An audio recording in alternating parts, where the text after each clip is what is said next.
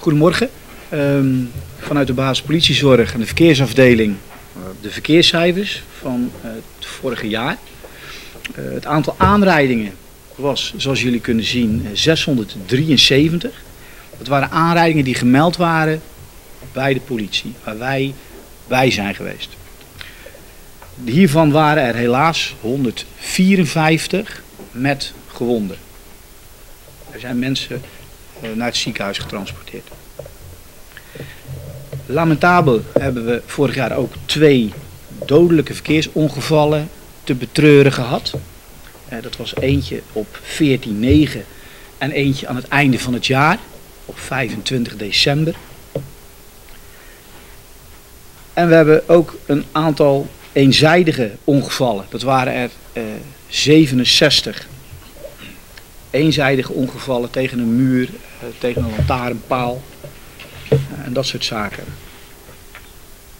Het aantal bekeuringen, het aantal oproepingsprocessen verbaal, dat waren er 1202. Gemiddeld zeg maar een 25 bekeuringen, 30 bekeuringen per week. En soms is het wat minder, soms is er een grote controle. Dan wordt er met een controle wat meer geschreven, maar gemiddeld zitten we op 25 tot 30 bekeuringen per week.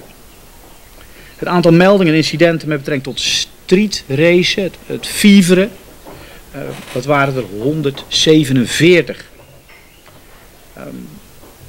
Waarvan dus zeg maar 140 meldingen van fieveren en 7 echt straatracen, dat we een melding krijgen dat de straat is afgezet. En of dat nou op staties van apps is, op de Kei Corona. We hebben een aantal meldingen ervan gehad. Het waren er 7 vorig jaar. Nou, dan hebben we een grafiekje waarin zeg maar een terugblik 2019, 2020 en 2021 van het aantal verkeersongevallen. En dan zien we dat helaas, tenminste vanaf 2019 tot 2021, een lichte stijging in het aantal aanrijdingen.